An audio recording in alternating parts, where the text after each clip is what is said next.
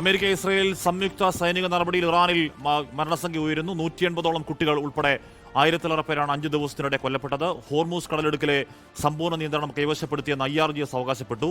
ലെബനോനിൽ Israel Hezbollah ഏറ്റുമുട്ടലിൽ 100-ലധികം പേർ കൊല്ലപ്പെട്ടു.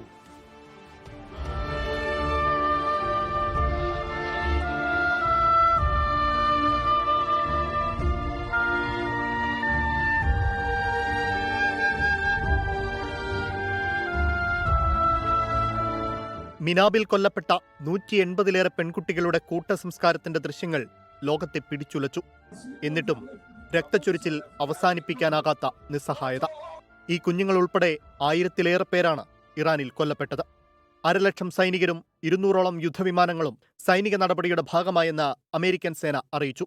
സൈനിക നടപടിക്കിടെ കൊല്ലപ്പെട്ട 4 സൈനികരുടെ വിശദാംശങ്ങൾ സേന പുറത്തുവിട്ടു. ടെഹ്റാനിലും സമീപ പ്രദേശങ്ങളിലും ഇന്നും ആക്രമണം രൂക്ഷം. ഇസ്രയേലിലെ വിവിധയിടങ്ങളിൽ വൻ സ്ഫോടന ശബ്ദങ്ങളുണ്ടായെന്ന റിപ്പോർട്ടുകളുണ്ട്. ഹിസ്ബുള്ള ഇസ്രയേൽ ഏറ്റുമുട്ടൽ രൂക്ഷമായ ലെബനോണിൽ മരണസംഖ്യ ഉയരുകയാണ്.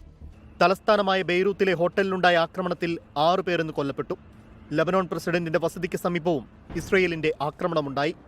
ഹിസ്ബുള്ള സ്വാധീന മേഖലയായ തെക്കൻ ലെബനോണിലെ 16 കേന്ദ്രങ്ങളിൽ നിന്ന് ആളുകളോട് ഒഴിഞ്ഞുപോകാൻ ഇസ്രയേൽ അറിയിപ്പ് നൽകി. ഇതിനിടെ US കോൺഗ്രസിന് അംഗീകാരമില്ലാതെ സൈന്യത്തെ അയക്കാനുള്ള അമേരിക്കൻ പ്രസിഡന്റിന്റെ അധികാരത്തെ പരിമിതപ്പെടുത്താനുള്ള പ്രമേയത്തിന്മേൽ ഇന്ന് വോട്ടെടുപ്പ് നടത്തും. ഇസ്രയേൽ സമ്മർദ്ദത്തെ തുടർന്നാണ് അമേരിക്കൻ സൈനിക ഇടപെടലെന്ന വിമർശനത്തെ American state secretary Marco Rubio തള്ളി. International desk 24. ലോകത്തെവിടെയായാലും ഏത് സമയത്തും 24 വാർത്തകളും ഓഗ്മെന്റഡ് റിയാലിറ്റി പാക്കേജുകളും എക്സ്പ്ലെയിനറുകളും വിശദമായി കാണാൻ ഞങ്ങളുടെ YouTube ചാനൽ നിങ്ങൾക്ക് സബ്സ്ക്രൈബ് ചെയ്യാം.